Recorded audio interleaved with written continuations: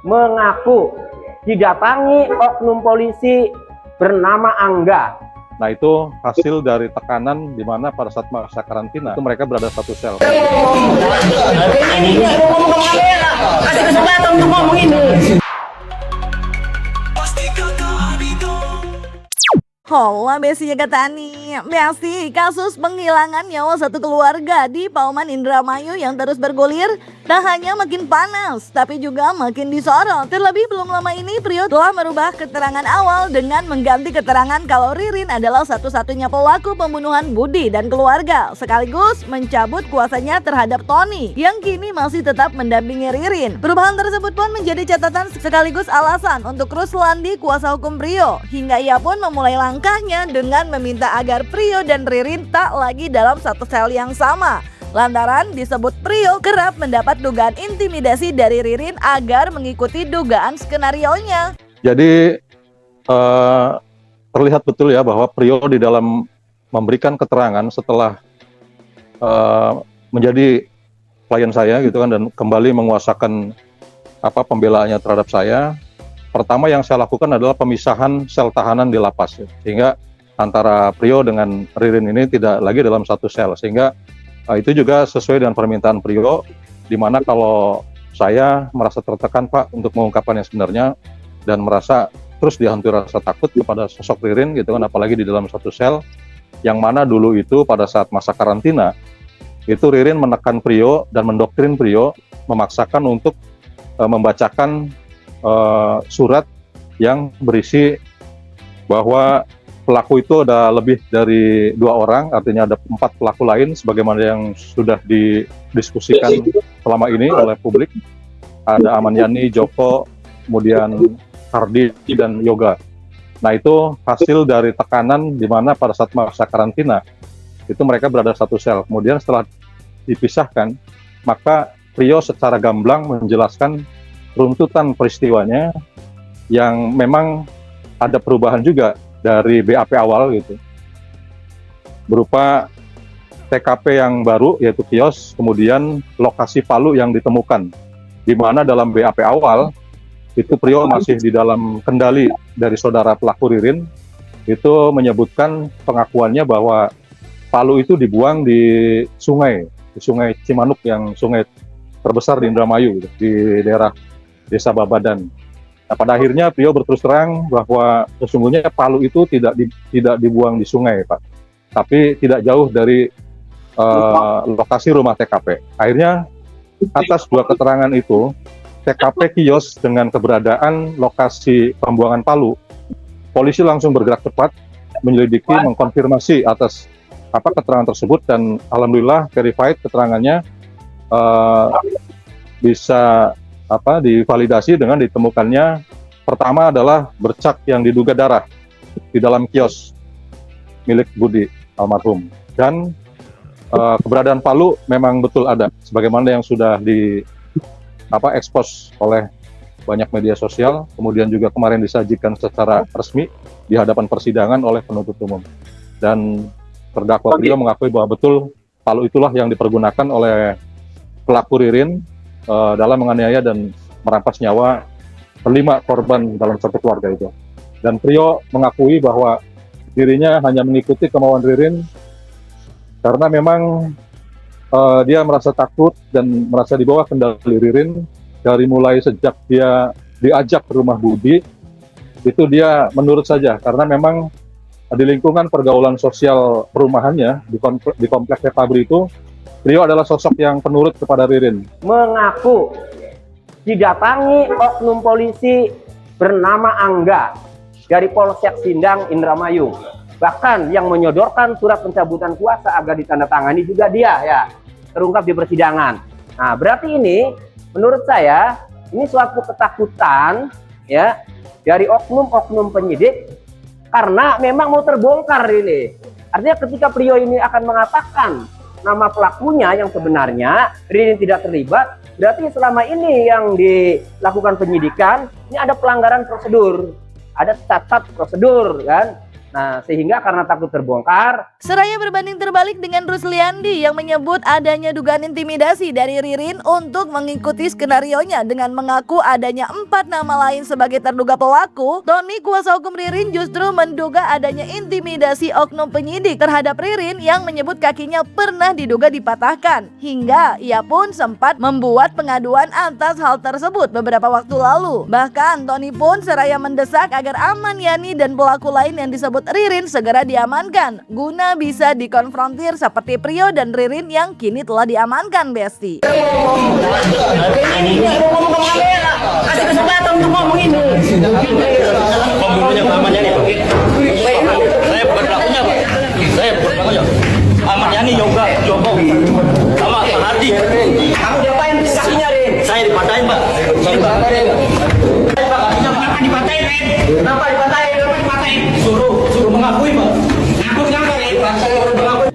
Ya, memang kami kemari ini diantaranya mau mengecek laporan kami ya, pengaduan kami tentang adanya tindakan penyidik yang tidak profesional dari Polres Indramayu ya, yang menangani kasus pembunuhan satu keluarga ya, di mana ada dugaan kekerasan yang dilakukan oleh penyidik ya, oknum penyidik, sehingga klien kami Ririn Rifanto itu mengalami kaki patah, kaki kirinya.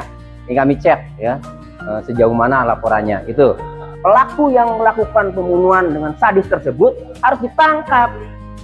Kalau Polres Indramayu nggak bisa nangkap ya udah. Bagaimana masyarakat percaya? Tangkap dulu, konfrontir kan itu dengan pelaku-pelaku, dengan orang pelaku yang sudah ketangkap itu kan. Kayak Prio kan, kayak Ririn kan ya. Salah ini kan nanti putusan pengadilan, tapi kita anggap ini kan lagi proses hukum. Konfrontir kalau Aman Yani ketangkap, kan itu. Mudah kok kalau niat nangkep, apalagi sekarang Direktur BJB sudah melaporkan ke Polda Jabar agar Aman Yani dicari karena ada dugaan tindak pidana perbankan. Nah, kemudian dari keluarga juga ada yang melaporkan kehilangan Aman Yani. Banyak dasar untuk mencari Aman Yani. Ada orang yang berpendapat, berspekulasi, jangan-jangan kan penyidik masuk angin nih, kena Aman Yani kan. Nah, tapi kalau saya sih begini melihatnya, kalau saya rasa penyidik ini dulu ingin cepat selesai aja di 2 orang itu, yaitu Prio dan Ririn. Kenapa? Karena sebenarnya ketika Ririn itu ditangkap, di HP Ririn ini ada riwayat komunikasi dengan Aman Yani. Jadi ketika Ririn menyebut Aman Yani, kalau penyidik tidak ingin selesai di 2 orang itu, mana buktinya ada Aman Yani? Ditunjukkan itu Aman Yani ngubungin saya, Pak. Nggak dilihat. Yang mungkin dilihat tapi nggak ditindaklanjuti. Malah akun WhatsApp di logout, SIM card-nya diambil, riwayat percakapan hilang semua di persidangan. Jadi ini saya melihat sengaja tidak dicari, gitu. Jadi ingin cepat beres karena kasus itu waktu itu viral, ingin cepat beres, ya, ingin cepat dapat prestasi, ya. Jadi berhenti di 2 orang itu. Itu menurut saya ya, pandangan saya. Makanya harus cari agar seujon masyarakat ya yang ingin Aman Yani segera dicari itu agar tidak lagi seujon kalau Aman Yani sudah ditangkap. Dan memang Prio mengakui bahwa selalu membantu perbuatan Ririn di dalam seluruh rangkaian penganiayaan yang menyebabkan 5 nyawa itu melayang. Memang sejak awal selalu rangkaian peristiwa tersebut dikendalikan oleh saudara Ririn gitu. Dan memang semua perbuatan dari mulai mengajak Budi keluar dan kemudian melakukan penganiayaan satu persatu sehingga seluruhnya meninggal dunia, bahkan sampai dengan melakukan membantu menimbun juga Prio mengakui. Dan nama-nama itu memang diskenariokan oleh saudara Ririn sebagaimana yang tadi saya sebutkan itu pada saat mereka masih di sel karantina yang berada di lapas kelas 2B di Indramayu. Dalam satu sel itu menjelang sidang mereka lakukan upaya perubahan daripada cerita peristiwa itu, lalu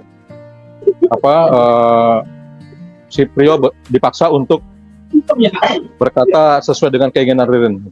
Di sisi lain, dalam sidang belum lama ini terkait penemuan bercak darah yang juga diduga sebagai bukti juga disampaikan oleh saksi, di mana ada 7 titik darah yang sudah didokumentasikan saat ditemukan. Tak kalah panas, kubu Ririn yang menghadirkan saksi juga menghadirkan saksi ahli, juga seraya mengkick balik terkait alat komunikasi yang juga bisa dijadikan bukti. Terlebih dalam HP yang digunakan terdakwa dikatakan tidak ditemukan jejak digital.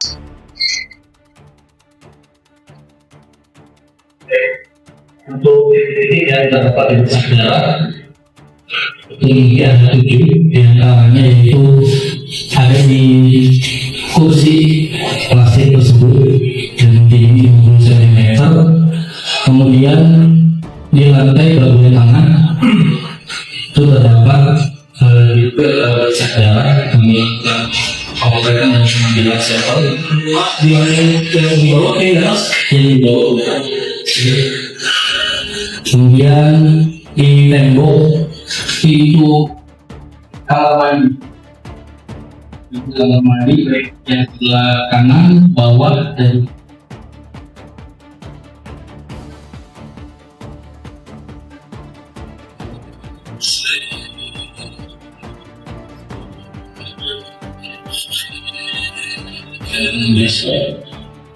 setelah itu terakhir di bagian atas itu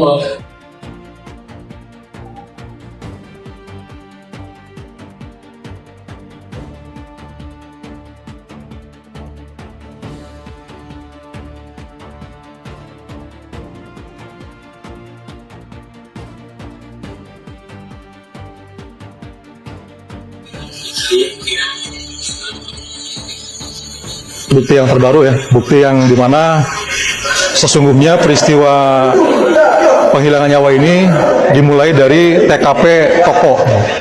TKP toko milik kios almarhum korban Budi, itu di situ dilakukan penghilangan nyawa. Jadi tadi sudah disampaikan oleh saksi Inapis bahwa memang terdapat bercak darah ya, bercak darah dari beberapa lokasi di area TKP, dan tadi sudah disimpulkan oleh saksi Inafis bahwa darah tersebut adalah darah dari bercak darah manusia yang sudah mengering. Saya tanyakan juga berapa lama darah itu bisa diakurasi dengan teknologi yang dimiliki oleh Inafis, dan itu 1 tahun, 2 tahun masih bisa terdeteksi bercak yang ada, disimpulkan sehingga Inafis Polres Indramayu menyimpulkan bahwa itu adalah darah dan darah manusia. Saya tegaskan juga tadi apakah darah bukan manusia, dan teknologi Inafis bisa menyimpulkan bahwa itu adalah darah manusia. Berapa titik darah yang ditemukan? Jadi ada sekitar tadi 8 titik.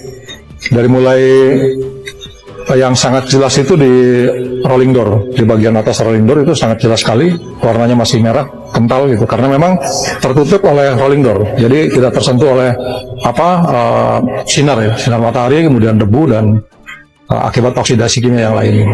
Peristiwa pembunuhan yang dimaksud dalam surat dakwaan ini itu mengandalkan dari keterangan di antara salah satu kedua terdakwa. Sementara saksi-saksi lain di luar kedua terdakwa, menurut keterangan dari pihak terdakwa, itu tidak ada satupun yang melihat peristiwa terjadinya pembunuhan tersebut.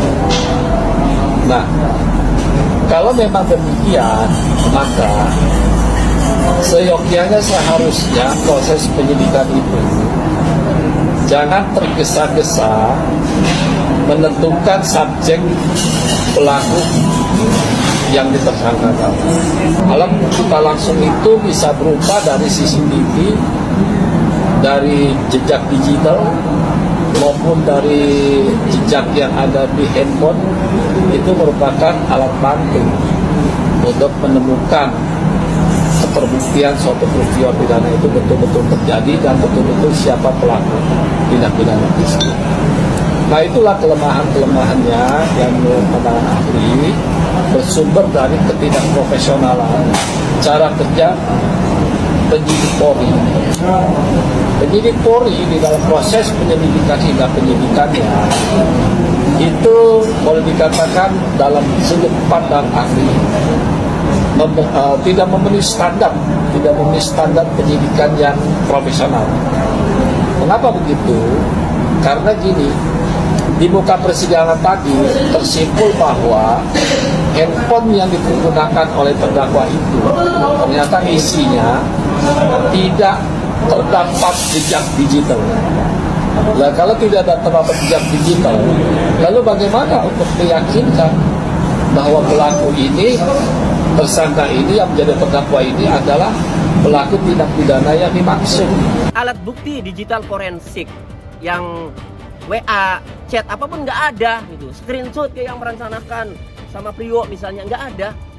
Jadi handphone yang dihadirkan itu tidak bisa membuktikan apa-apa. Handphonenya Ririn baik handphonenya Prio itu maupun handphonenya Prio itu tidak membuktikan apa-apa handphone itu, karena isi chatnya nggak ada, riwayat panggilannya nggak ada, kartu pun tidak ada, kan itu.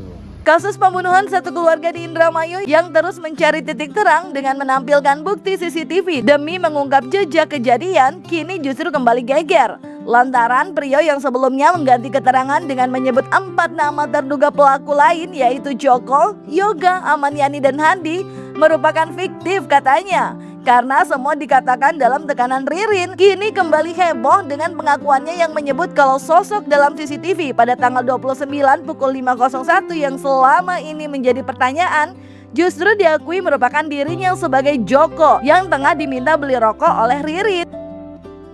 Tentang adanya pelaku lain, itu misalnya CCTV yang mengarah kepada gerbang korban, itu ketika saya lihat posturnya Prio bukan, postur tubuhnya Ririn bukan. Sehingga kalau demikian, ini siapa yang masuk ke pagar jam 5.01 tanggal 29 Agustus 2025. Nah berarti kan ada orang lain nih, ada pelaku lain.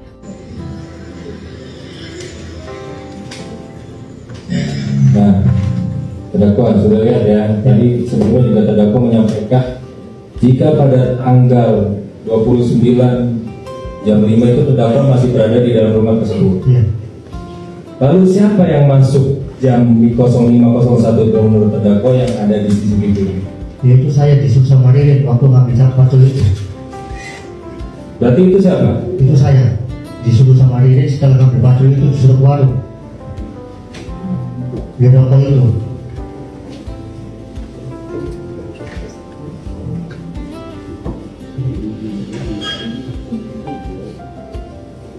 Ini yang terkait video kamera satu.